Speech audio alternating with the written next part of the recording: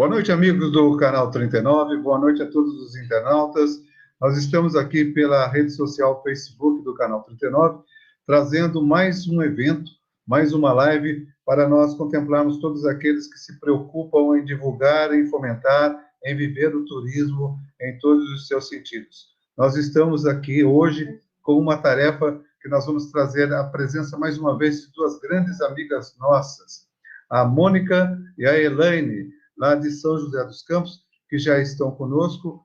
Essa aqui que vocês vão acompanhar agora, a entradinha dela, é a Mônica Fernandes, e agora conosco também a Elaine Cristina. As duas são sócias da Caminhos e Roteiros, uma agência de turismo em São José dos Campos, são profissionais de turismo, são guias de turismo, são pesquisadoras, prospectadoras daquilo que o turismo oferece em toda a sua essência, em toda a sua grandiosidade, e sempre tem colaborado conosco em termos de trazermos para a rede do Canal 39 as informações, as orientações, as suas percepções quanto àquilo que faz do turismo regional, do turismo local, a grande essência, a grande mola que impulsiona a economia, porque o turismo é a indústria sem chaminés, como já foi dito.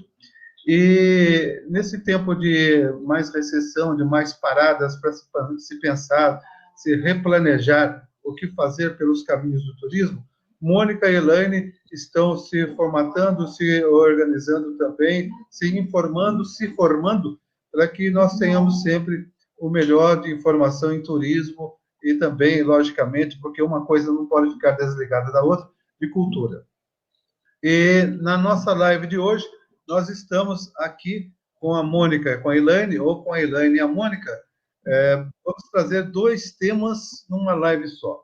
A devoção a São Benedito, que bastante marca, principalmente nesse mês de abril, na região do Vale do Paraíba e em outras grandes localidades, e a grande pegada também do momento, que é o turismo rural.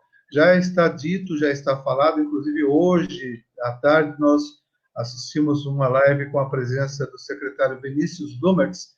Ele disse que as viagens de proximidade vão estar muito em evidência com a abertura mais ampla dos protocolos de enfrentamento à Covid. E o Vinícius Dumertz reafirmou a sua preocupação em fazer rotas cênicas e sinalizar rotas cênicas. Isso, logicamente, remete ao turismo rural. Então, nós vamos estar aqui com a Mônica e a Elaine, de uma forma bem tranquilamente, para o boa noite da Mônica, para o boa noite da Elaine. Por ordem alfabética vai ser a Elaine. Isso não tem nenhum desmerecimento à Mônica, porque as duas são sócias, repartem os lucros igualmente. Então, Elaine, como diria o apresentador, o microfone é seu para as suas apresentações. Obrigada, Marcos. Boa noite, pessoal. É um prazer estar aqui novamente, né? Passando um pouco do que nós sabemos, né, sobre a nossa região e sobre os assuntos que o Marcos nos propõe. Cadê a Mônica? A Mônica saiu. Desligou a Mônica. Bom, coisas da internet. Elaine, vocês estão fazendo um curso em Jacareí, né, de turismo rural, é isso? Sim, nós estamos fazendo o curso de turismo rural lá no Senar, no Sindicato Rural do Jacareí. E como é que está sendo esse curso? Nossa, muito bom. Nós já fizemos do turismo pedagógico, fizemos de monitoria, e agora nós estamos fazendo de turismo rural mesmo, que são 10 meses, onde como diz, né, a gente começa desde o beabá do turismo, né? E é legal que a gente faz a parte teórica, depois a gente vai para a prática, onde nós fazemos em propriedade, né, que tem interesse de fazer o turismo rural. E lá a gente põe em prática o que a gente aprende na sala de aula. Lá nasce o local para saber se realmente não é realmente o que tem, porque todo algo né? Para poder apresentar, para poder utilizar como um atrativo. Mônica Fernandes chegou. Boa noite. Você caiu aí, Mônica? Aí, logo na entrada eu já levei uma rasteira aqui, mas tudo bem. Boa noite, gente. É um prazer aqui estar mais uma vez contribuindo aí com o nosso turismo, com a divulgação, né, de alguma coisa que a gente tem na alma, no coração, né? E que eu acredito que seja saída para um desenvolvimento bem maior do Brasil.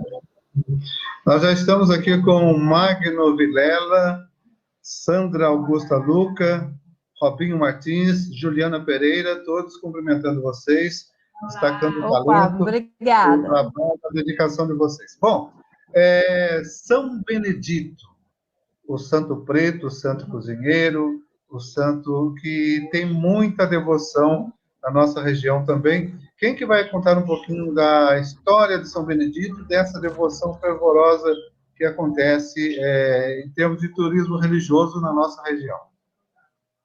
Beleza, nós contamos juntas. Então, vamos lá. Você nos conhece, você sabe que uma fala, a outra interrompe, a outra entra, e assim a gente vai. Isso, né? Então, vamos lá. Perfeito. Mônica, começa então. Maravilha. Bom, o São Benedito, né, que é tão famoso no Brasil, né, no Brasil inteiro, as pessoas têm um carinho muito grande, uma fé muito grande no São Benedito. Né? Esse São Benedito, ele nasce na Itália, tá? Nossa, está dando um retorno para mim. Bem, deixa eu tirar o celular de perto. Bom, então, São Benedito, né, a família dele é da Etiópia, né? Os pais dele são da Etiópia. E eles vieram para a Itália através da diáspora africana, né, que é a imigração forçada para fins de escravidão. Então, os pais deles vêm para a Itália e acabam residindo, né, sendo comprados e residindo na ilha da Sicília. Os pais deles têm uma característica, quando chegam na Itália, que eles começam a professar a fé católica, né? E eles casam na igreja e ficam trabalhando, né, numa fazenda da Etiópia. O proprietário da fazenda, para a época, ele era uma pessoa com um coração muito bom, né? E ele fica muito feliz com o casamento dos pais do São Benedito. E, nesse meio tempo, os pais do São Benedito eles não querem ter filhos, porque a ideia deles é que os filhos acabariam sendo escravos também, né? Então, o proprietário da fazenda, fala com eles que eles podem ter os filhos que quiserem, porque ele vai dar liberdade assim que as crianças nascerem. E os pais de São Benedito só têm o São Benedito como filho. E realmente, São Benedito nasce e o proprietário da fazenda, que também se chamava Cristóforo, ele acaba dando a liberdade a São Benedito. Né? Então, o São Benedito nasce na ilha da Sicília, em San Fratello, né? Na Itália, no dia 31 de março de 1524. Tá? Ele acaba vivendo ali na família como pastor de cabras, mas ele tinha um chamado por Deus muito grande, né? Assim como a família dele, como proprietário das terras, eram católicos, ele também professa essa fé católica muito fervorosa. Né? Então, ele vai crescendo, e quando ele tinha 20 anos, ele sofre muito com preconceito, né, por ele ser negro. Né? Então, um padre convida-o para ficar no convento com ele. Tá? Então, convida, se ele não quer, já que ele gosta tanto da fé católica, se ele não quer ficar nesse convento e aumentar, né, a fé dele e contribuir de outras maneiras com o convento também. E ele aceita, e ele vai viver nesse convento na Itália mesmo, né, na Sicília mesmo ainda. E dentro desse convento, uma coisa que é diferenciada para São Benedito, ele era completamente analfabeto, né? Ele não sabia nem ler e muito menos escrever. Mas ele tinha um senso de administração, de organização muito grande. E aí o São Benedito passa a trabalhar na cozinha, tá? Ele passa a ser cozinheiro. Por isso que as pessoas têm o São Benedito na cozinha, por ele ter esse início da vida dele, né, de professar a fé católica numa cozinha. E ele cozinha muito bem, e ele tem esse senso de administração muito grande, né? Passa um tempo, São Benedito é convidado a ficar em outro convento. E nesse outro convento, colocam o São Benedito numa posição de administração. E ele faz um sucesso muito grande, mas sem escrever, né? E sem conseguir ler alguma coisa. Mas ele trabalha não só com a parte financeira, mas para distribuir as coisas muito bem. Ele é um excelente administrador e organizador. Mas o que o São Benedito gostava realmente era a cozinha. Então, ele volta para o convento inicial, volta a trabalhar na cozinha, e ele tem um diferencial. Ele pega comida dos crianças da cozinha e doa para os pobres. Tá? Então, essa prática dele vai percorrendo todos os lugares que ele passa. Ele tem muita privado de alimentos. Então, ele faz todo um esforço para sempre dar alguma coisa para as pessoas que pediam nesse convento. Né? Então, a vida dele é sempre marcada por esse ato. E por ele viver na cozinha, né, o ser o lugar principal, né, o maior prazer dele era trabalhar com os alimentos, não é? Ele é sempre homenageado como o santo dos cozinheiros. Não é? Por isso que as pessoas têm na cozinha, né, principalmente aqui no Vale do Paraíba, sul de Minas, o São Benedito com um cafezinho. Tá?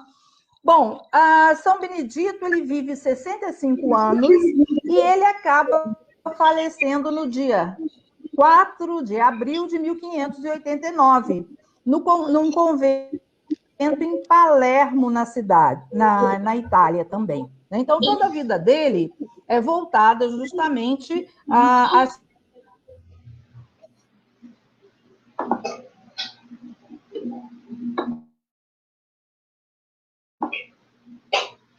Nós perdemos um pouco a Mônica Fernandes.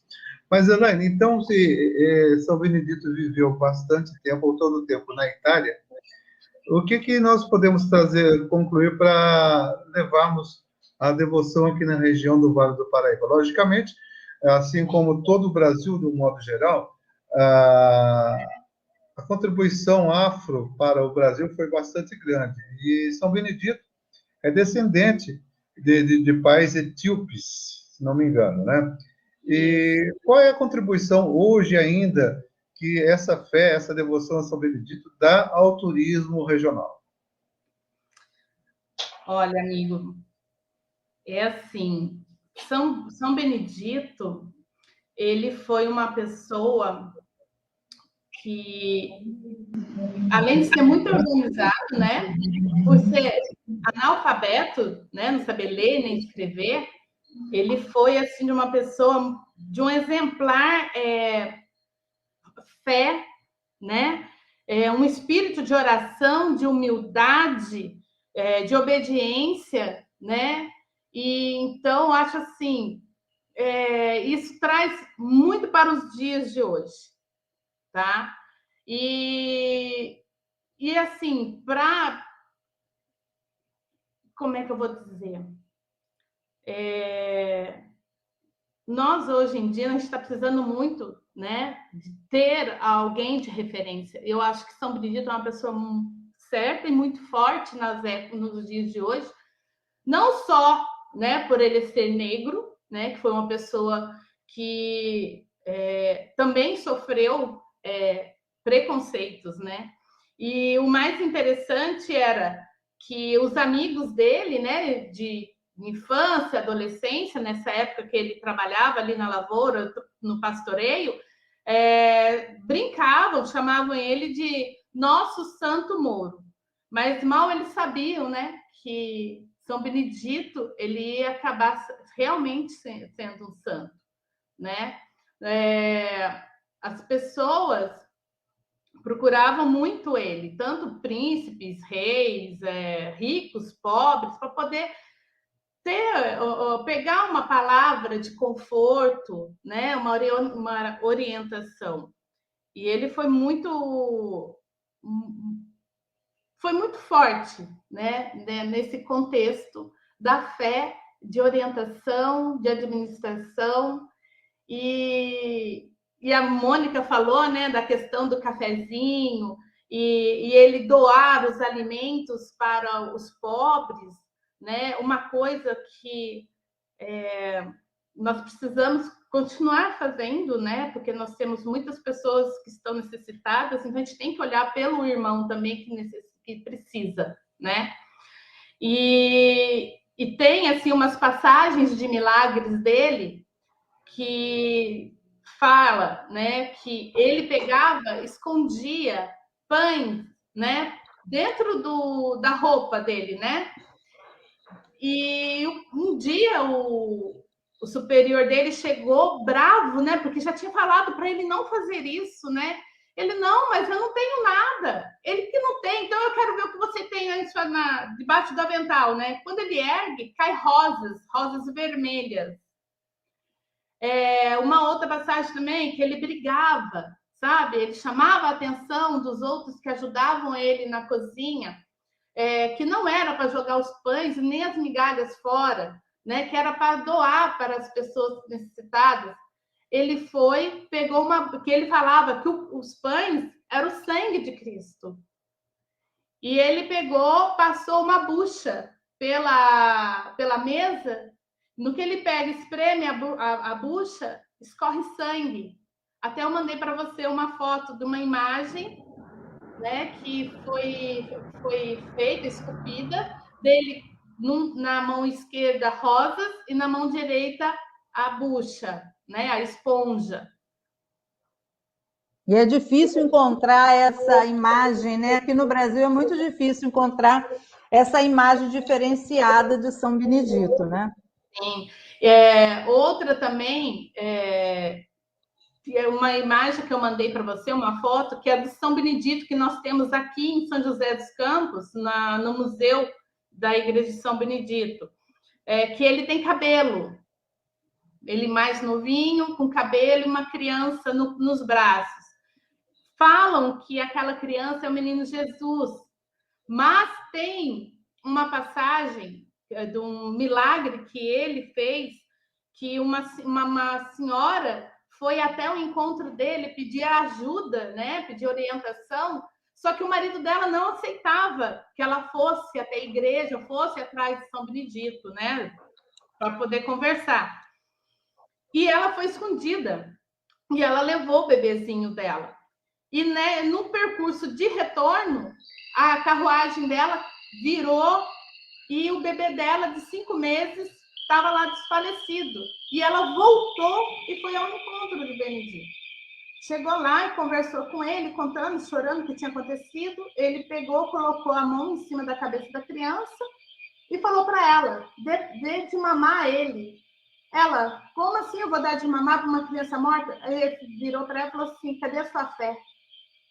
Ela olhou, colocou a criança no seio, a criança começou a mamar, a criança ressuscitou. Então, dizem que essa criança que está nos braços dele, nessa imagem, é dessa criança que ele fez esse milagre. E ele tem cabelo, né? Nessa época, ele estava numa irmandade que era um eremita, né? Aí, quando ele foi para a Irmandade mesmo de São Francisco, aí ele fez a coroinha que São Francisco tinha. né? Porque essa irmandade que ele vivia era uma eremita irmandade de São Francisco de Assis. E então, quando acabou, né? Quando quando faleceu o superior, que eles tiveram que distribuir, então, para que eles não ficassem perdidos, fosse para outro lugar, o Papa foi e mandou eles para a oficial, né? Para poder não perdê-los, né? E São Francisco, mais do que depressa, aceitou na felicidade, né? E entrou. E ele foi para a igreja de Maria de Jesus. E lá ele ficou, nesse convento. E aonde ele conseguiu, né, a marca cortar o cabelinho e fazer a coroinha. Então, até eu e a Mônica, a gente fala assim, gente, mas por que tinha, né, dele com cabelo e sem cabelo? Aí a gente começou a pesquisar e foi onde a gente descobriu que depois, quando ele troca de irmandade, sai de uma e passa para outra, que aí realmente foi que mudou o cabelo dele. E esse São Benedito aqui em São José dos Campos, ele tem mais de 300 anos, não é? E também uma das raras imagens dele com o cabelo na cabeça inteira, né? Geralmente tem aquela coroinha, né? Todo mundo acha que ele estava ficando careca, mas não era, né? Então, é uma das raras imagens, pelo que nós já pesquisamos, que tem esse São Benedito com o cabelo carapinha realmente, né? E uma coisa interessante também, o São Benedito, ele tinha, assim, premonições, ele adivinhava muita coisa de futuro, não é? Ele fala para os superiores da irmandade dele que no dia que ele morresse, ele deveria ser enterrado o mais rápido possível. Senão, o local ia ter algum problema muito sério, que ele não sabia identificar que problema seria esse, mas sabia dizer para os superiores que, com o falecimento dele, naquele dia, aquela irmandade teria um problema muito sério. E, realmente, quando São Benedito falece, e a notícia começa a se espalhar, muita gente quer vê-lo, quer tocá-lo, quer tirar um pedacinho, né, da roupa dele, alguma lembrança dele em vida, por ele ser essa pessoa que estava sempre disposta a conversar, a dar um conselho, a iluminar, né, esse outro ser humano. Além, né, dessa preocupação dele com o alimento, com a distribuição de alimento para quem precisa. Então, realmente, nesse dia, quando a notícia começou a se espalhar, não é? Isso aí foi muito rápido, né? Mesmo com toda a dificuldade do momento, né? As pessoas começam a partilhar informação e querem conhecer, e uns conhecerem, outros ter alguma lembrança de São Benedito. Então, realmente, a localidade fica lotada de pessoas e a solução, né, já que ele já tinha passado até o que deveria ser feito, os padres passam, então, a enterrar o São Benedito realmente naquele dia mesmo, para evitar aquela quantidade de pessoas em peregrinação ao local onde ele estava. Né? Então, ele é uma pessoa, foi um santo, uma pessoa, inicialmente, cheia de preocupações com a humanidade. Não é? E nós temos também algumas outras particularidades do São Benedito, e uma das coisas interessantes, quando os pais dele saíram da Etiópia e foram para a Itália, né, para a ilha da Sicília, eles tinham nomes africanos, não é? Mas esse proprietário das terras, esse proprietário que comprou o pai e a mãe de São Benedito, ele era uma pessoa tão boa que, inclusive, ele deu o seu nome ao pai do São Benedito. Então, os dois se chamavam Cristóforo, né? E tinham o sobrenome dele, Manasserre. Tá? Então, ele fez até, vamos dizer, esse carinho aos pais do São Benedito. Então, para a época, Nós estamos falando aí de 1524, quando São Benedito nasceu, um pouco antes, era uma pessoa também iluminada, né? Tinha um coração muito bom, e não só com os pais do São Benedito, com todos os empregados dele, né? Eles tinham um tratamento humanizado para aquela época. Nós estamos falando de 1520, 1524, né? Então, ele tinha realmente um diferencial, uma iluminação também, né? E tentou dar a São Benedito tudo que fosse de melhor, né? Ele cooperou sempre com a família para que ele tivesse tudo de bom que existia naquele momento, não é?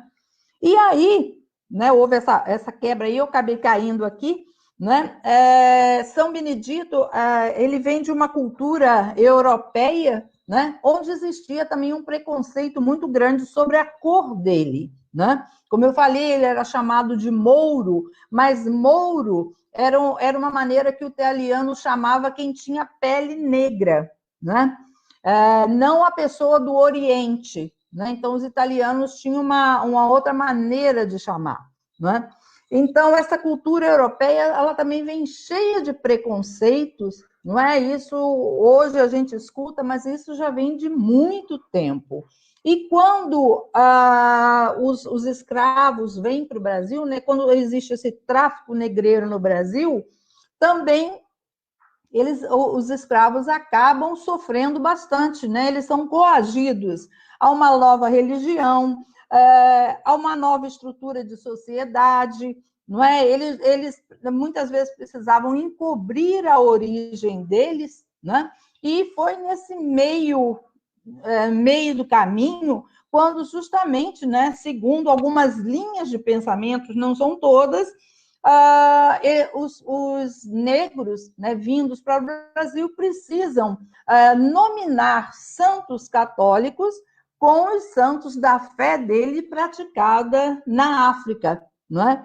E o São Benedito, na Umbanda e no Candomblé, ele é Ossain, Ossanê, né? Ele tem vários Catendê, ele tem vários nomes também, né? Então, ele também é cultuado não só na religião católica, como em outras religiões também, tá?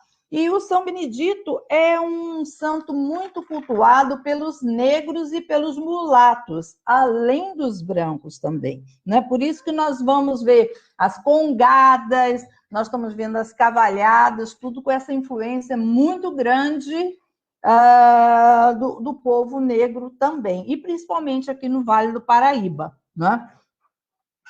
Elane, quer pontuar mais alguma coisa?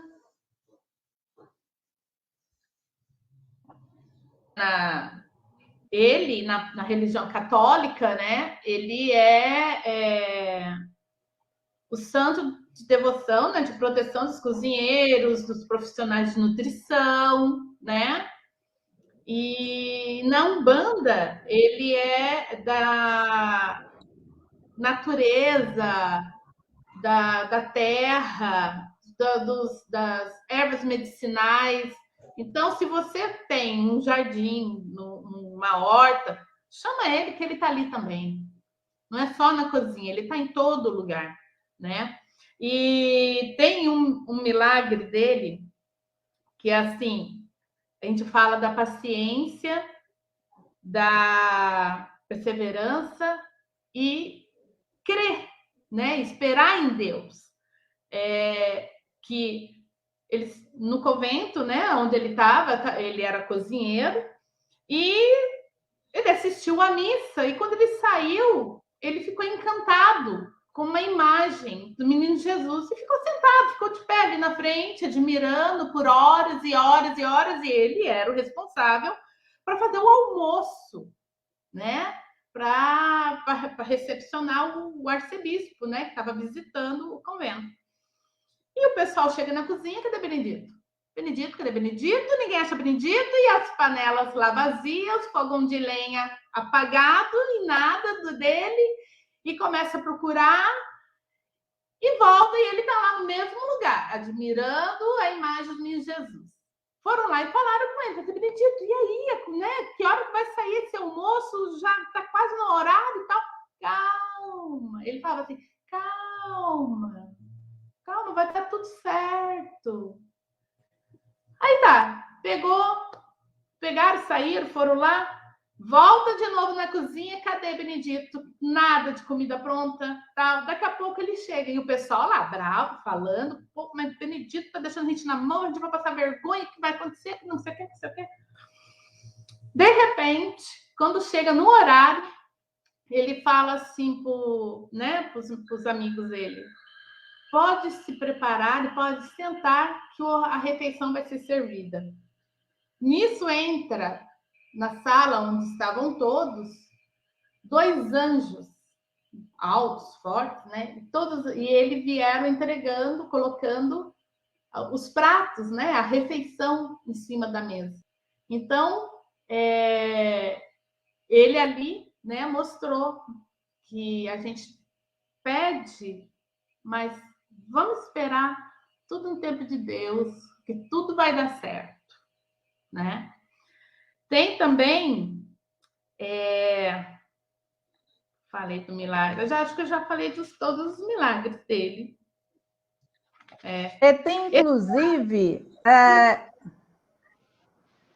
não sei se está dando... Tem também uma palavra que o povo usa muito, que é dos afro-indígenas, que é uma maneira de saudar São Benedito, é o ajoê,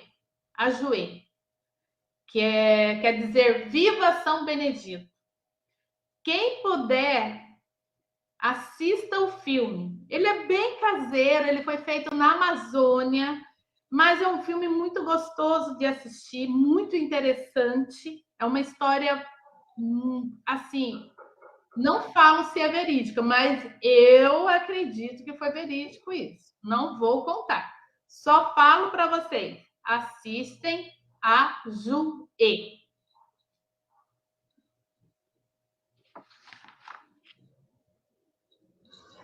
Uma outra coisa, a Elaine falou da comida, né? Essa expressão será o Benedito, né? Vem justamente disso aí. Quando você, de repente, você tem tanta gente para comer na sua casa que chega de repente, né? E você já está com o alimento pronto.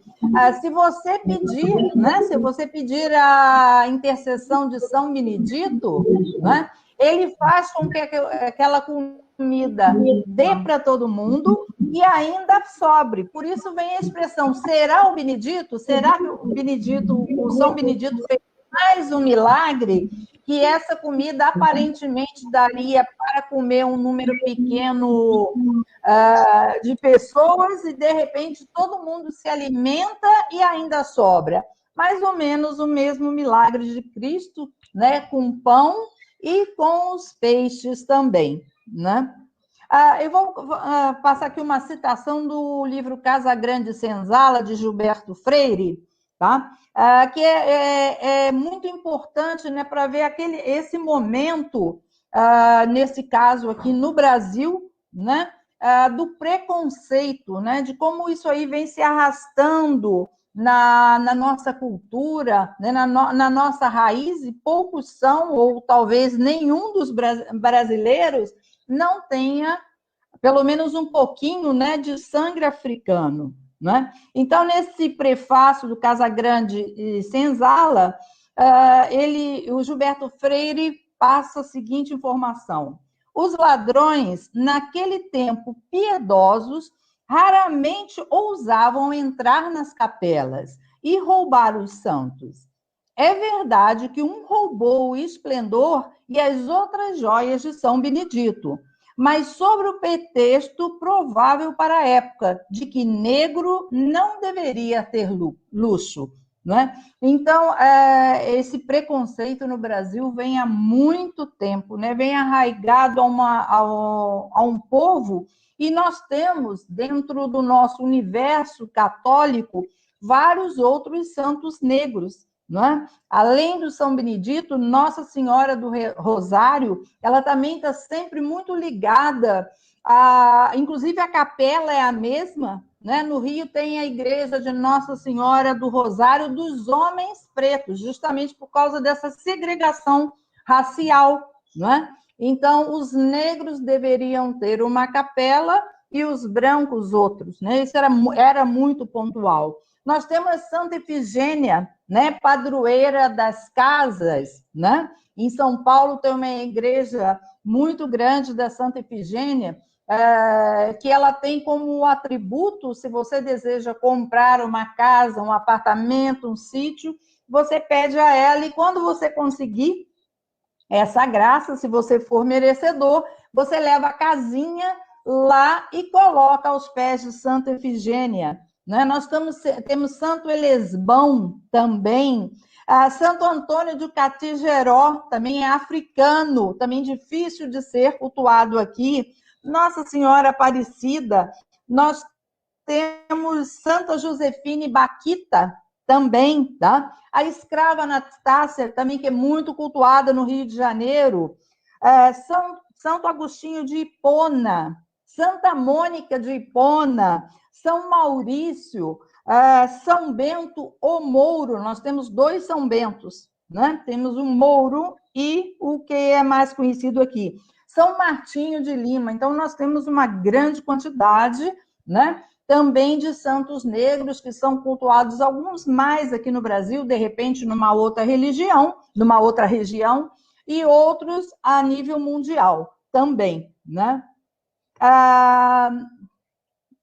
E esse costume, né, de deixar a xicrinha de café junto com a imagem de São Benedito na cozinha é justamente para dividir o café no sentido de dividir, né, dessa divisão de alimento, né, onde a gente deve tentar fazer o possível também para fazer as nossas doações, né, para as pessoas necessitadas, né, já que o São Benedito tanto fez pelas pessoas que precisavam, né?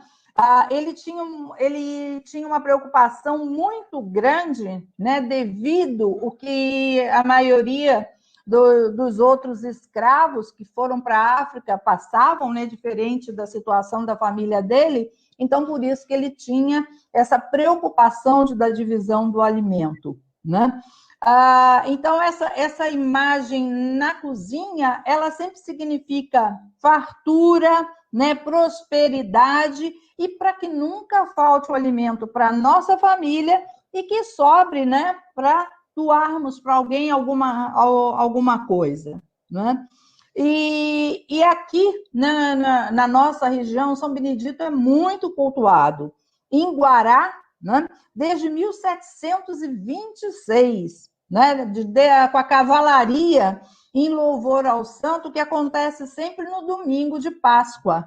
Então, dentro do Brasil, nós temos várias regiões que cultuam São Benedito em épocas até diferentes, né? Nós temos a cidade de Bragança, no Pará, que ela cultua o São Benedito desde 1798, mas ela cultua do dia 18 ao 26 de dezembro, né? Lá tem uma festa em homenagem ao São Benedito que se chama Marujada de São Benedito, onde a chefe, né, a pessoa mais importante que congrega tudo, né, eles inclusive colocam o nome como a capitoa, tá? É uma mulher, e a festa é o movimento maior, ou as pessoas que desenvolvem mais essa festa e participam nessa organização e nas danças, são mulheres. Os homens participam também, mas essa maior ênfase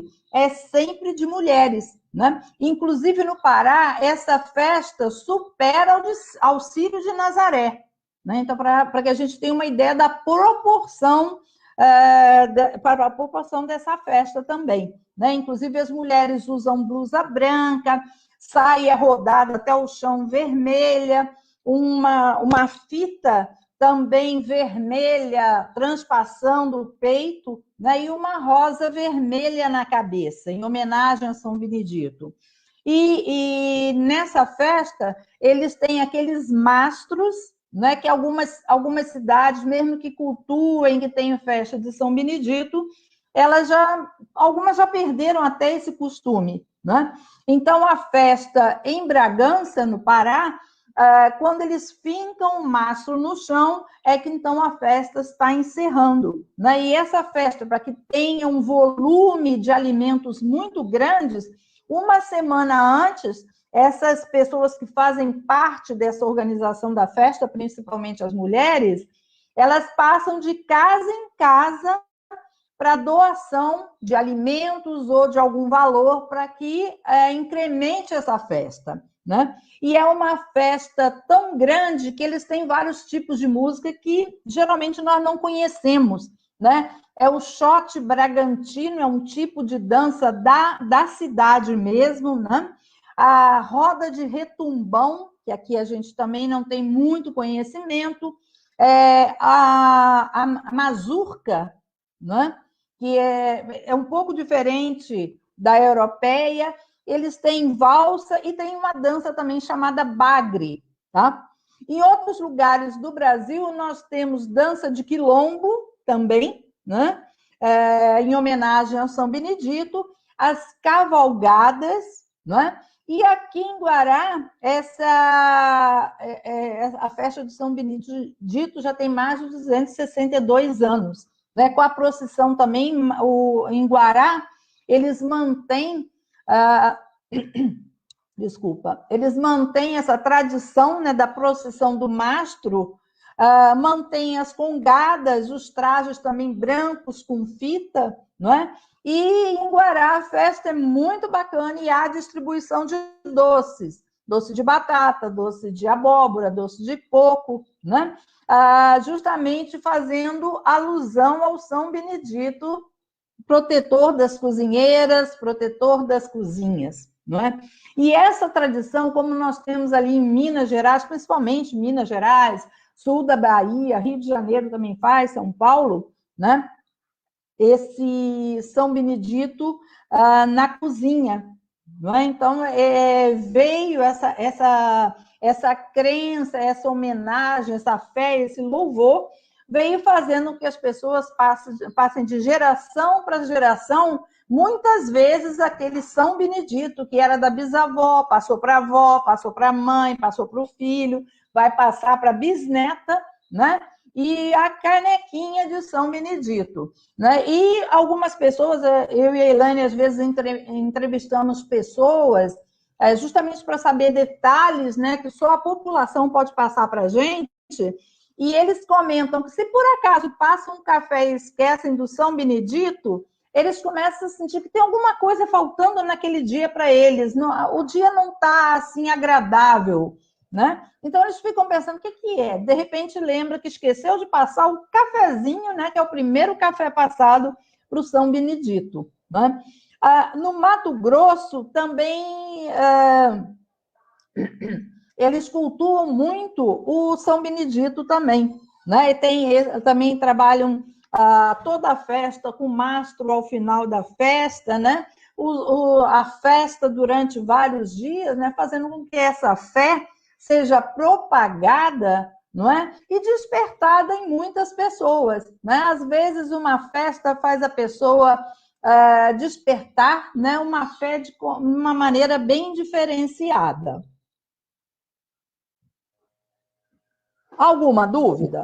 Não, nós queremos cumprimentar aqui a Maria Jovita, que entrou aqui conosco agora, a Maria de Lourdes Fernandes Silva, a Clarissa Silva e o Carlos Augusto, que manda boa noite, cumprimentando a todas e, inclusive, agradecendo alguns esclarecimentos. Antes da gente dar mais um passeio pela história mais profunda de São Benedito, historicamente e comprovadamente, ele também teve o corpo material dele preservado. E eu até vou tomar a liberdade aqui de mostrar para os nossos amigos internautas uma foto que a Elaine também nos mandou, que hoje está o corpo de São Benedito, ainda bastante preservado. Esse corpo, Elaine, está em que local da Itália? Ele está na Igreja Maria de Jesus, justamente onde ele iniciou, né? a vida cristã dele. Percebe-se claramente, lógico que há todo o cuidado, há uma blindagem na frente do corpo, mas ele está exposto e nota-se que o rosto está bastante preservado, né? As características da identidade dele são bastante preservadas. Isso demonstra realmente para aqueles que têm fé que ele era e continua sendo uma referência de bênção para a vida das pessoas, não só católicas, as pessoas que têm fé, porque como a própria Mônica referiu, São Benedito também é cultuado nos cultos afro. E isso é bastante importante a gente destacar, porque, como foi dito nessas festas regionais, as congadas de São Benedito também tem muito povo, muito público, que é também praticante dessas religiões, tanto da Umbanda quanto do Candomblé e outras religiões de raiz africana, não é isso, Mônica? Não é isso? Exatamente, exatamente, né? Todos os credos levam a Deus, né? O que importa são as nossas ações, né? O bem que a gente faz para os outros, não é? E isso que eu acredito que é o que Deus quer realmente, né? Essa preocupação que ele tinha em verificar quem passava fome, né? Em dividir um alimento, né? Isso que eu acredito ser o principal. Uma curiosidade, né? Como nós mencionamos antes, o São Benedito ele nasce no dia 31 de março de 1524, né? E ele vem a falecer no dia 4 de abril, né? Nesse mês, em 1589. Muitas pessoas comemoram no dia 4 de abril, né, o dia de São Benedito, no dia do falecimento dele. O Brasil é o único país que comemora também no dia 5/10, tá? Que é uma especial deferência canônica concedida na Conferência Nacional dos Bispos do Brasil, em 1983. Então, por isso que muitas vezes, até quando eu e a Elaine estamos apresentando em algum local, alguma coisa de São Benedito, as pessoas perguntam, mas na minha cidade é 5 de outubro, né? Então, por que é 4 de abril e 5 de outubro? Na verdade, ele morreu quando? Né? Ele morreu em 4 de abril, mas essa deferência, né, canônica concedida pela Conferência Nacional dos Bispos do Brasil em 1983, que faz com que em algumas regiões seja comemorado também, né, com doces, com a cavalgada, né, como eu falei, tem cidades que comemoram em dezembro, né, outras em julho. Mato Grosso é última semana de junho e primeira semana de julho, são 15 dias de festa, também fora desse contexto que nós apresentamos aqui, né? Então, dependendo do lugar, essas comemorações, as pessoas vão em viagem de turismo, então é sempre bom, nesse caso, no caso principalmente de São Benedito, procurar saber quando é a festa exatamente,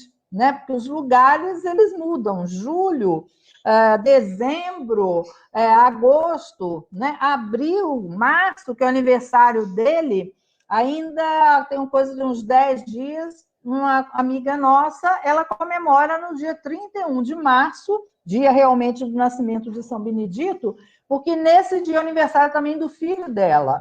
Então, ela tem toda uma deferência em relação ao São Benedito, pelo dia que é do nascimento dele, que é o dia do aniversário do filho, não é? Então, cada um tem o seu particular com o santo, não é? Não é alguma coisa que todo mundo pensa da mesma maneira, age da mesma maneira. Aquilo que eu falei, a fé é individual, não é? Então, cada um vai fazer as suas entregas, os seus pedidos, os seus agradecimentos, os seus louvores, conforme o que traz no coração. Ótimo. E, inclusive, a Mônica referiu bastante aí quanto à contribuição da festa de São Benedito para o turismo regional.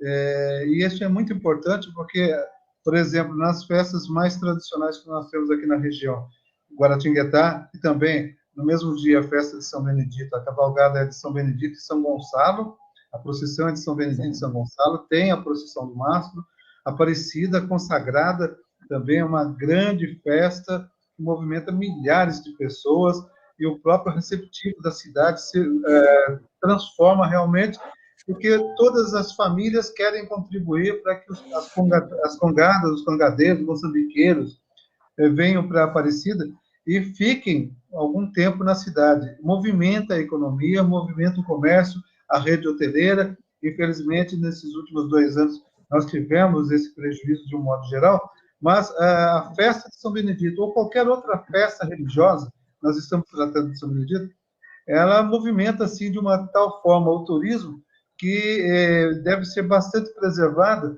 e nós diríamos aos responsáveis, não só pelas festas em si, que as festas buscam ser autossuficientes, elas buscam depender o mínimo possível da administração do município.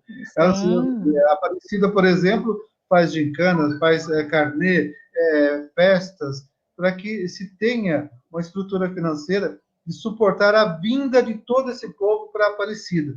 Então, é muito importante nós lermos essa situação da festa de São Benedito, enquanto também forte contribuição para a geração de emprego e renda, pelo menos temporários, além da devoção, além da louvação.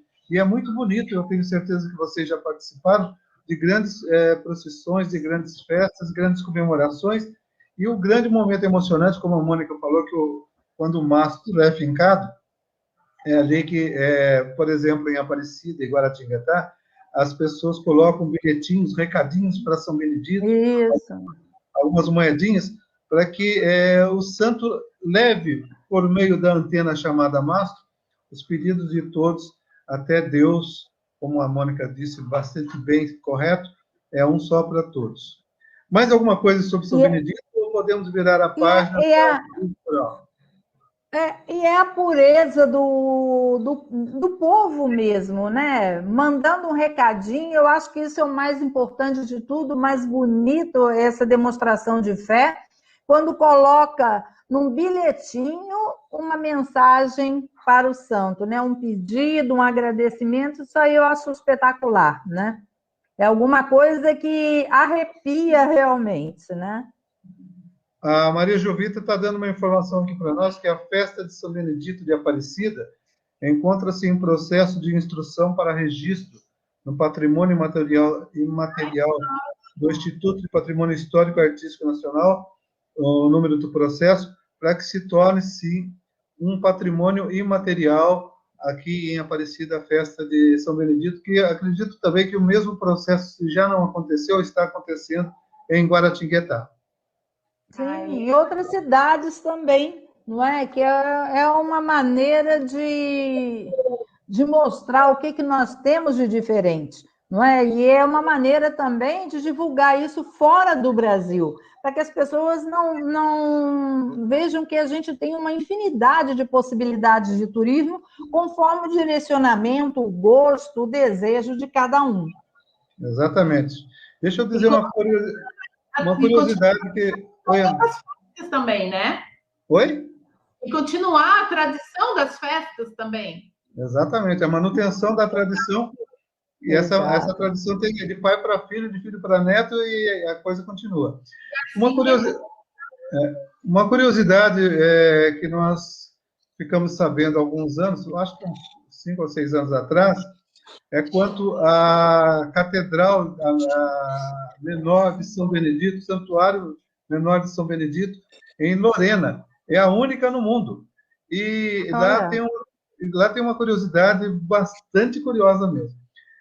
Foi encomendada a imagem de São Benedito para a entronização no dia da festa, pelo comendador que mandou construir a igreja. E a imagem não chegou. O que vamos fazer? A festa está aí. Pegaram Santo Antônio, pintaram de preto e entronizaram. Daí, e essa imagem ainda está lá no altar-mor do santuário.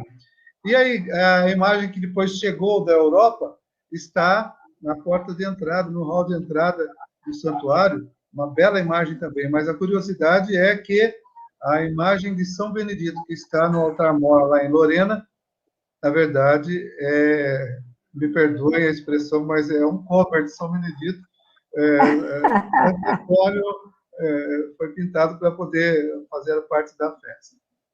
Turismo Claro, rural, né? Vamos para o turismo Perfeito. rural? Bora! Quem abre, quem continua, eu ouço. Bom, só para pontuar, né? O turismo rural é relativamente moderno, novo, né? Até a nível mundial. Ele começou na Itália em 1966, né? Então, qual era a ideia naquele momento? Era sensibilizar a opinião pública, né, para a proteção da natureza, né? Então, começou todo um movimento ali em relação à proteção da natureza e das áreas rurais, agricultura, né? Onde esses agricultores começaram a convidar, né, as pessoas das grandes cidades para que utilizassem, inclusive, as suas casas, não é? Porque muitas vezes, quando eu e a Elaine levamos grupos, até de crianças, tem criança que nunca viu uma galinha, nunca viu uma vaca, um cavalo, não é?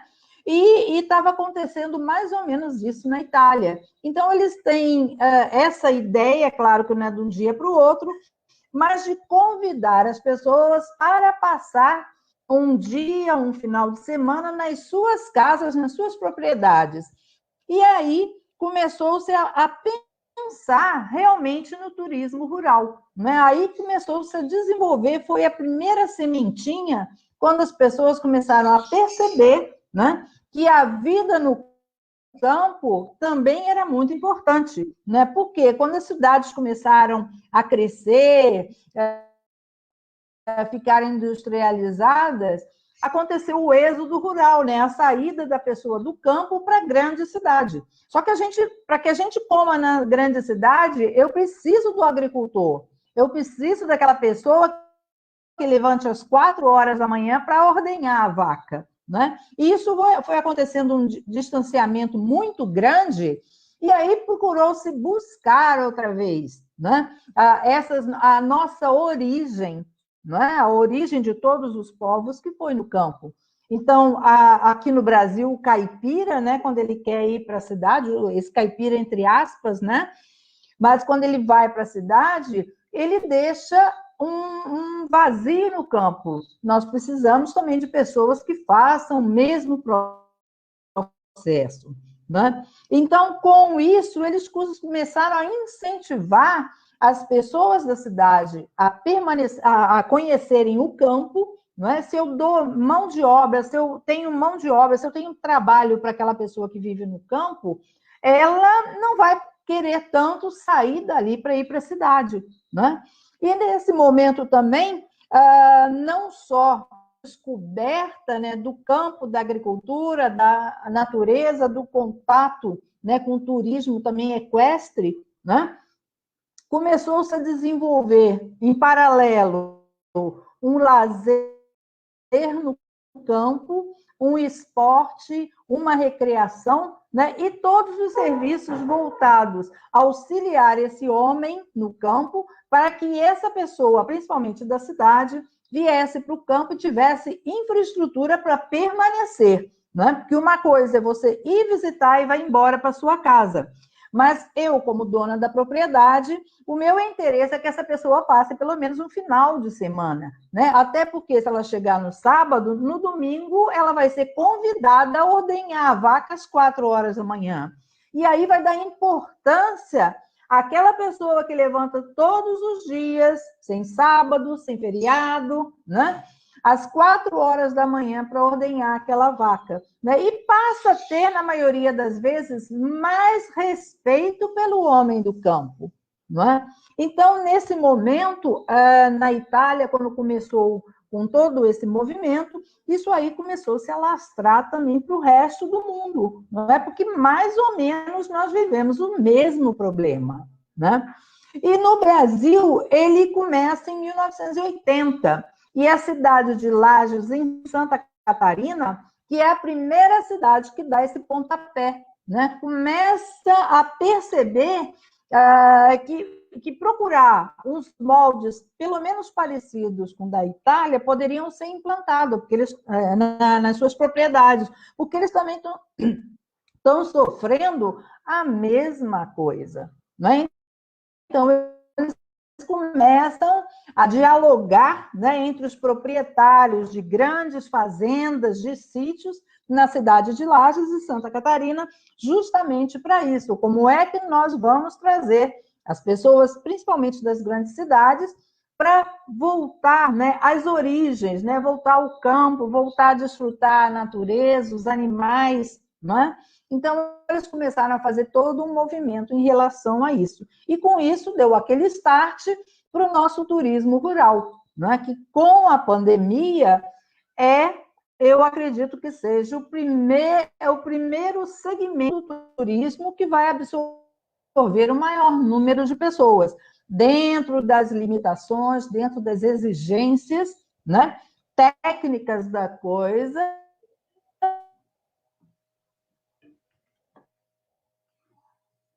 Que é o momento, é o primeiro turismo, o número de interessados.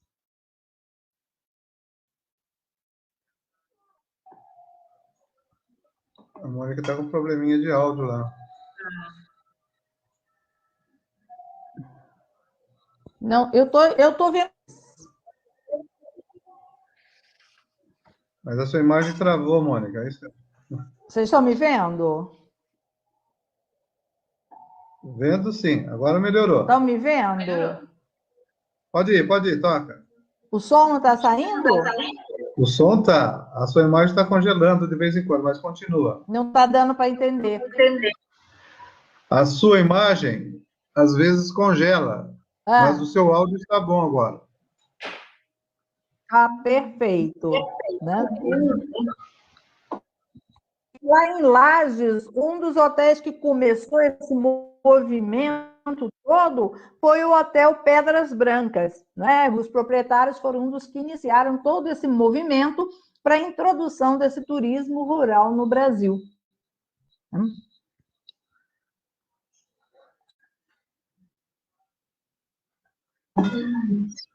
Bom, nós queremos destacar, inclusive, que o turismo rural é bastante praticado, até mesmo sem o conhecimento daqueles que praticam o turismo rural, que são as pessoas que moram na zona rural. Por meio desses, entre aspas, turismo rural que eles já praticam, acontece a agricultura familiar, acontece a confecção de artesanato com recursos oriundos da própria terra.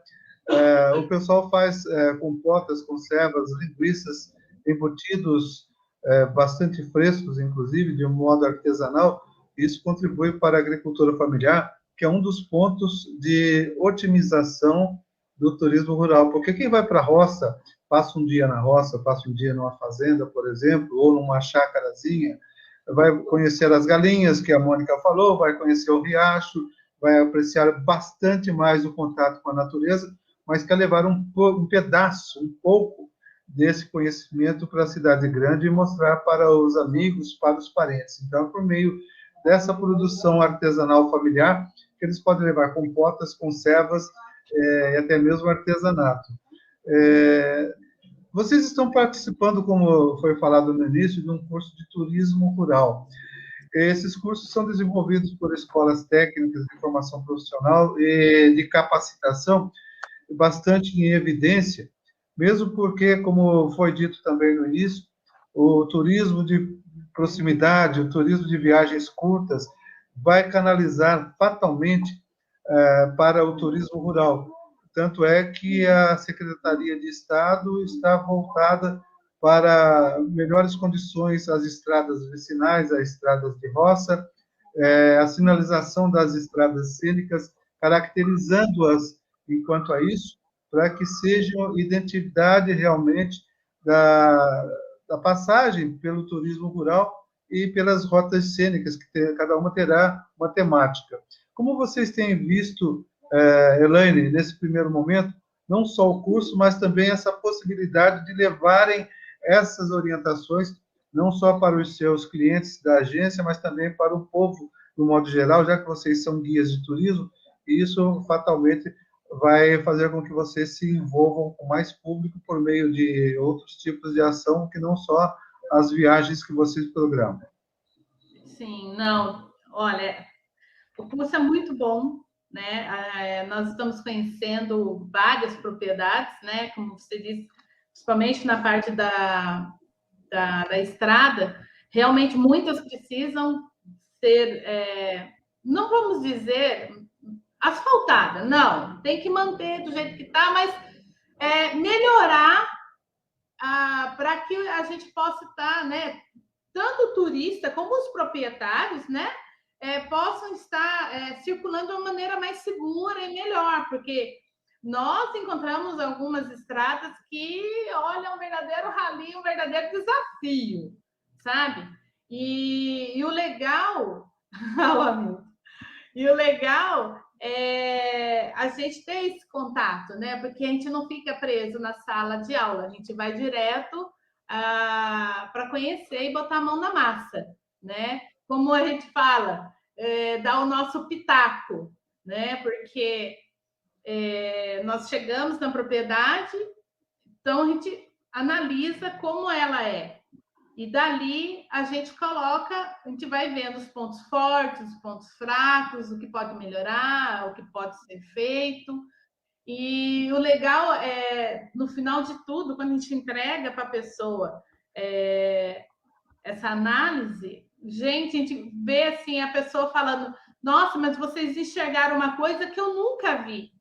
Então a gente sempre fala que nós temos um outro olhar, porque a pessoa que está ali direto, o proprietário que está ali direto todos os dias fazendo a ordenha e mexendo com a lavoura e mexe com isso e mexe com aquilo, ele não tem a visão de quem está do lado de fora, como nós temos, né? Principalmente a gente nós que somos guias, né?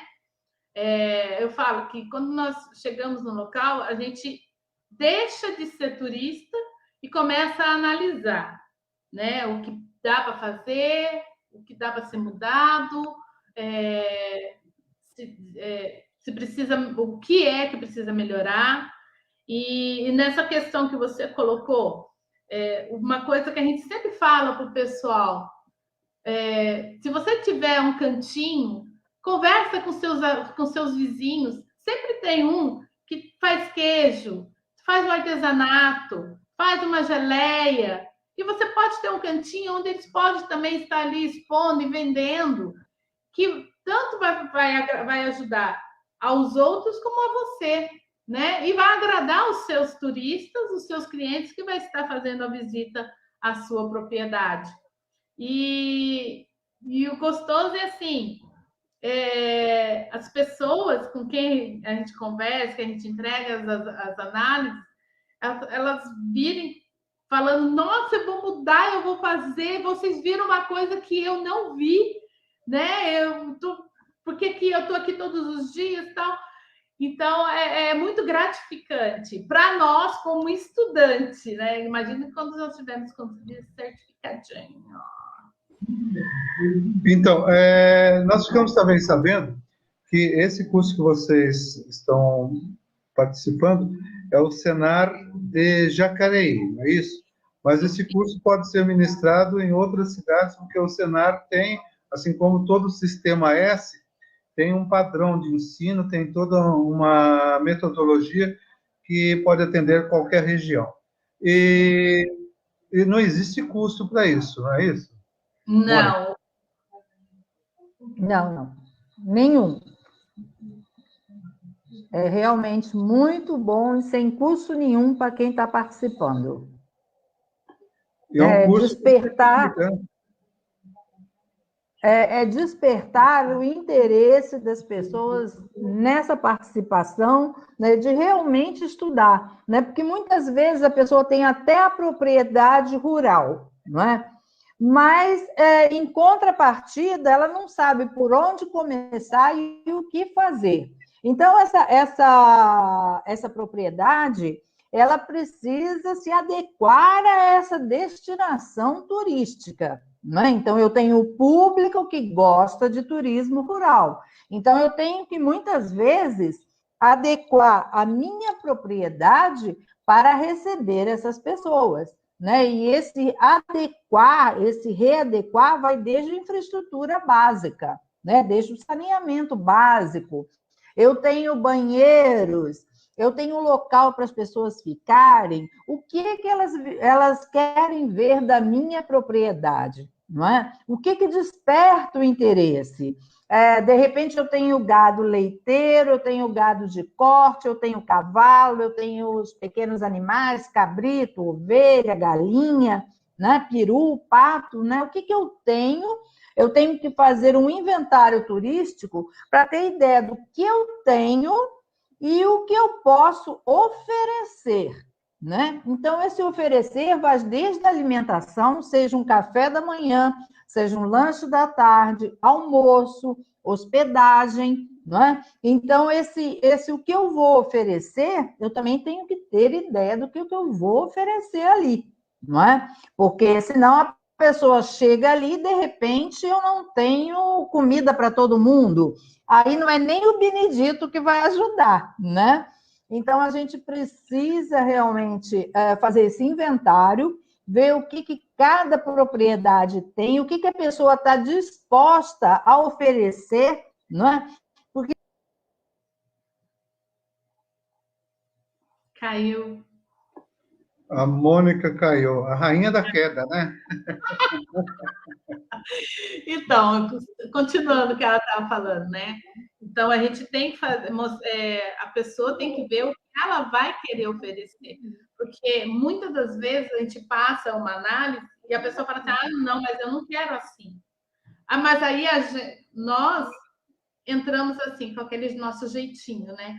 Não, mas você não precisa estar acomodando a pessoa aqui. A gente coloca. Às vezes a pessoa trabalha a semana inteira. E geralmente o turismo rural é sábado e domingo, né? A gente já pega e já expõe. Olha, você vai trabalhar sábado e domingo, ou só no sábado, ou só no domingo. Então você tem que sentar e conversar, tanto com seus familiares, como com seus colaboradores, para que vocês se alinhem e esteja atendendo, né? Para não ficar uma coisa muito maçante, massacrante e as pessoas não, de repente, desistem de uma hora para outra. Então, a gente sempre coloca várias opções, um day use, ou uma vez por mês, ou a cada 15 dias ele está atendendo. Se ele for para querer fazer para as pessoas pernoitarem, ver se vai querer estar oferecendo café da manhã, o almoço, o jantar, ou então põe lá no chalezinho, no quarto, uma mini cozinha com micro-ondas, uma geladeirazinha, uma piazinha, onde a pessoa pode estar fazendo uma pipoca, fazendo algo que ela possa estar se servindo, né? E passar um final de semana no campo, na roça, curtindo e saindo um pouco, né, da loucura dos centros urbanos, né? Isso é muito interessante. Nós queremos, inclusive, destacar que a rainha da queda, o Hamilton Almeida, mandou um recadinho para a Mônica. Chama São Benedito. Amo vocês, sempre trazendo novidades e inovando. Esse tipo de prática rural, ele também atende, e tem que ser visto assim também, o turismo rural, ele é praticado por aqueles peregrinos que utilizam os caminhos, como a Mônica disse, a Elaine também reforça, os caminhos de terra. Não se deve asfaltar as estradas vicinais, a não ser em pontos realmente críticos, porque os peregrinos preferem os caminhos de terra. E Exatamente. todas as propriedades que estiverem num caminho, por exemplo, o caminho da fé, ou a rota da luz, ou qualquer outro caminho de peregrinação, se o proprietário estiver capacitado e orientado, com uma mínima infraestrutura de atendimento, ele pode oferir alguma renda a mais além daquilo que ele produz Exato. e leva para os mercados da cidade, ou ainda continua sendo vítima de algum atravessador e encarece a produção. Então, ali no próprio meio de vida dele, ele vai ter, digamos assim, uma banquinha, alguma coisa, um balcãozinho para vender a produção dele diretamente por aqueles consumidores fiéis que são os peregrinos, que também demonstram não só a vontade de fazer uma caminhada espiritual, uma revisão espiritual caminhando, mas também vão poder aproveitar a produção de todo o caminho, não é isso? Tá. Inclusive,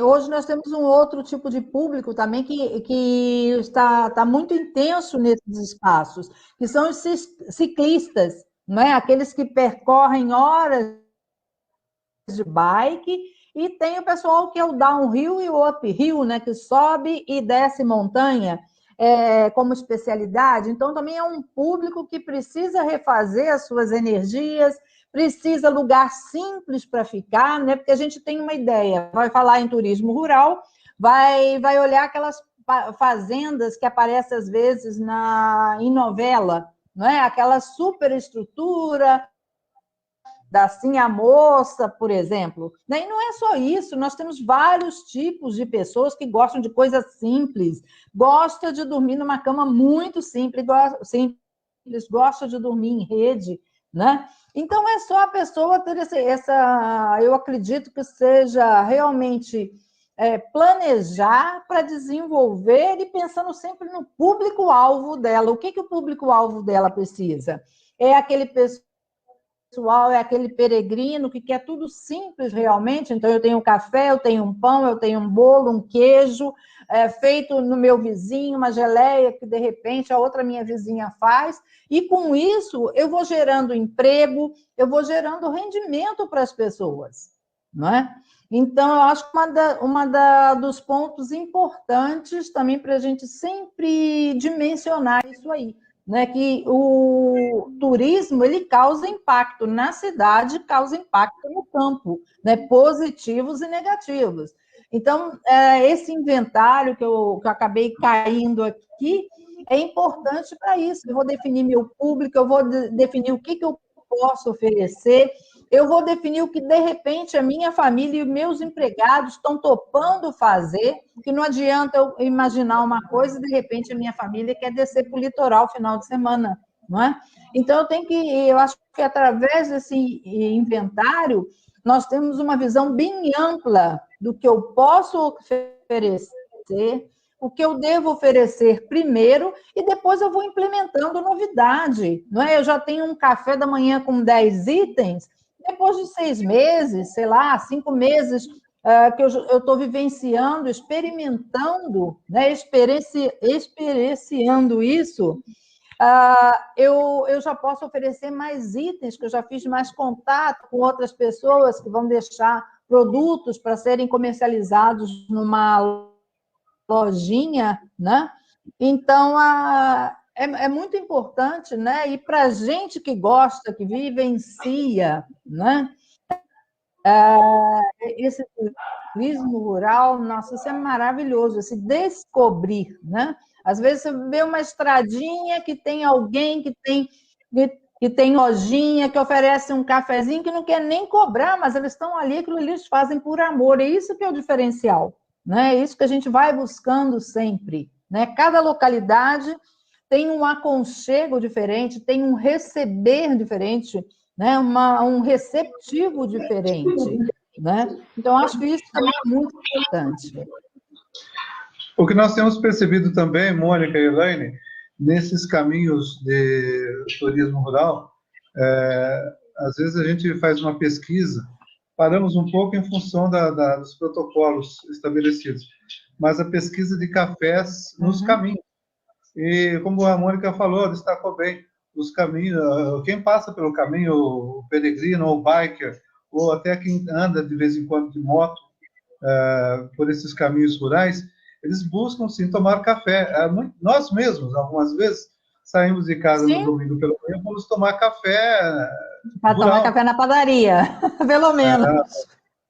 Nós fomos tomar café lá numa chácarazinha muito legal que tem por aí. E aí você vai comer o bolo de fubá, você vai comer a fruta fresca, você vai consumir o leite, digamos, direto da vaca, em alguns lugares, o café bem passado no coador de pano ainda, e tem todas aquelas mise-en-scène, aqueles arranjos para que você se sinta bem à vontade, um pouco diferenciado do café com pão e manteiga que você às vezes toma em casa. E o atendimento também, você percebe a receptividade da pessoa que tem esses cafés. Normalmente são proprietários de uma chácara ou de um sítio que treinam, ou nem precisam treinar os seus funcionários, porque eles já são especialistas em bem receber pela própria maneira simples de acolher.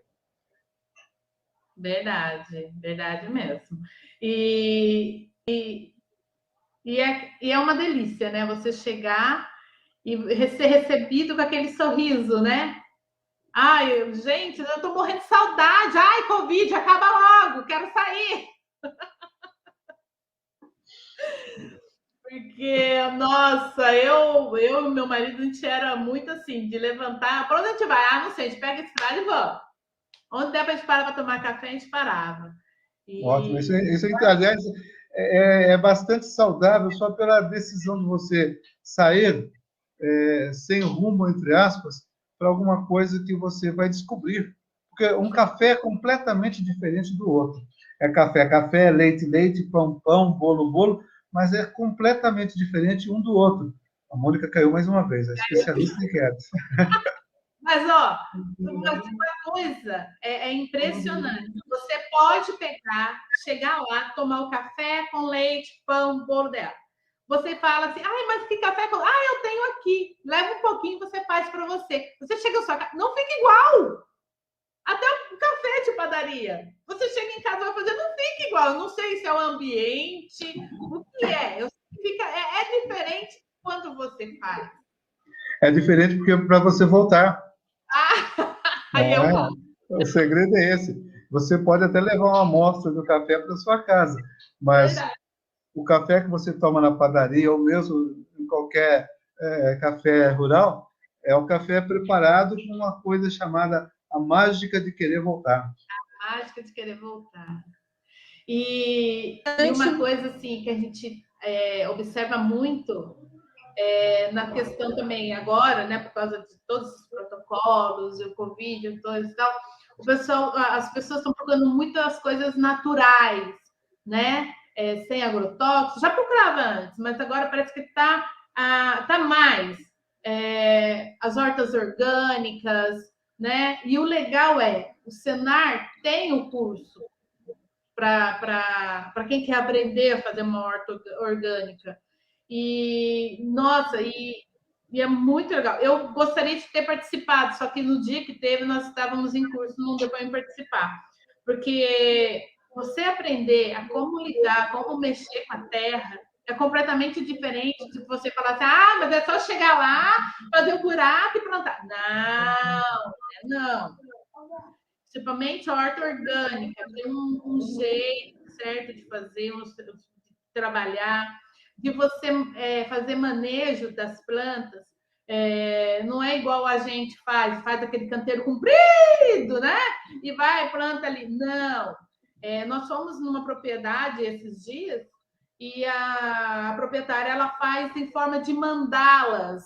E ali sempre tem uma planta ou outra para que evite as pragas, sabe? No cultivo.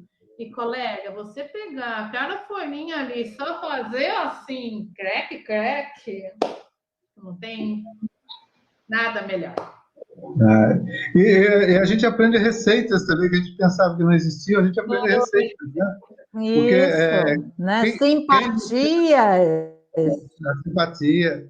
A receita que você pensava que não existia, por exemplo. Remédios, né? Muitos remédios para curar um negócio, curar outro. E isso é tradição que você não encontra em livros, né?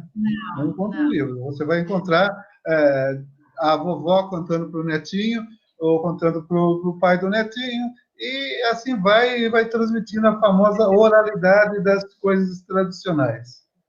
Que nem tem muitas plantas que eu conheci quando menina, que depois, não sei por que, desapareceu, agora parece que estão voltando, que hoje eles falam que são as tal das punks, né?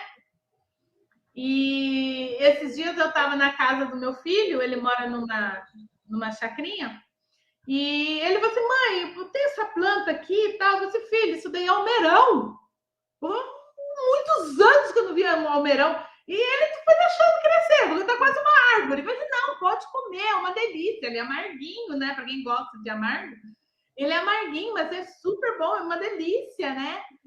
E que nem nessa horta que nós fomos, da propriedade da Eleusa, que olhei lá e falei assim, nossa, tá parecendo era cidreira. Aí ela, não, essa aí é Novalgina.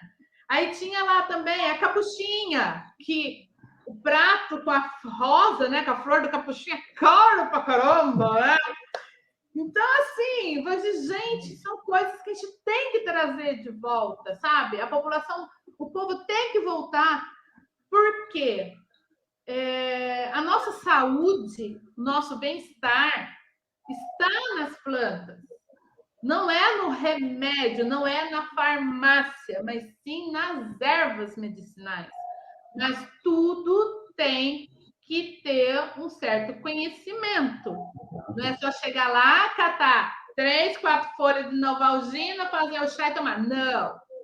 Como se nós estávamos conversando, a mesma quantia do veneno para o remédio pode causar bem como pode causar mal, né? Então, tudo tem que ter um certo conhecimento, como os nossos avós, bisavós, tataravós tinham. Utilizava-se muito, não existia o frasquinho, conta-gotas, de anador, de Novalgina, de dipirona, não existia. Eram as ervas, era um chazinho, era uma bolsinha, né, com água quente, e aí por aí ia, né? E quantas pessoas daquela época hoje estão completando 100 e poucos anos, porque o organismo deles ainda está vindo, né? Com tudo aquilo que eles se alimentaram, eles se abasteceram daquela época. Que nem você mandou um vídeo de uma senhorinha que o rapaz pergunta para ela quantos remédios ela toma por dia. Ela falou assim, que remédio? Eu tomo cerveja, 3 a 4, quando eu tenho aqui, eu tomo. Ela tem 102 anos, é uma belezinha, senhorinha. A gente aprende também a entender o modo de vida, às vezes dormir um pouco mais cedo, levantar ainda com o galo sem o cocoricó, pisar no chão de terra, tomar a água da bica, participar de uma ordenha, ir até a mata colher alguma coisa, tudo isso faz parte do turismo rural. Mônica, o Hamilton Almeida manda um recado para você, que a semana que vem ele vai levar para você a tipóia e as muletas, de tanto você cair da live.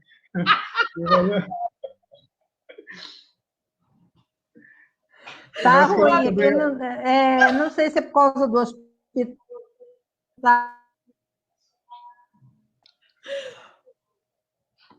O Hamilton, ele faz o curso com a gente, ele é guia de Guararema. E quando a gente está junto, ninguém pode. É terrível. A diretora de turismo de São José dos Campos, Aline Arantes, está cumprimentando o trabalho de nós três aqui e dizendo que é exatamente isso. O turismo será um fator e uma mola propulsora da retomada econômica muito importante para a nossa sociedade. Obrigado, Aline. Lembrando que nós teremos em breve também uma conversa com ela e com o secretário de Turismo, que eu me permito chamá-lo pelo alcunha de Mano. Ele vai estar conosco brevemente aqui também pelo canal 39. Quem mais quer falar mais alguma coisa a respeito de turismo rural? Mônica? Mônica, congelou. Elaine, Eu só queria ressaltar, eu dei essas caídas aí, né, toda hora caindo, mas com uma importância grande do turismo rural é justamente trabalhar com essa comunidade local, né, formar, informar, treinar, né, para que, como eu falei no início, esse adolescente, esse jovem, não saia dali, não faça esse êxodo para a cidade, permaneça, né, na sua raiz e que ele atue, né, colaborando com esse turismo local. Isso que é importante, ter a pessoa que conhece realmente aquele espaço ali, né, seja do remédio, seja da galinha, seja de na vaca, mas e trabalhar em alguma coisa que a pessoa já conhece, né? Como muitos lugares aqui no Brasil fazem, né? Os próprios funcionários são formados, informados e treinados para entender por que eles estão trabalhando ali. Qual a importância? Da importância a pessoa que trabalha no turismo rural. Gente, nós estamos com 1h31 de conversa.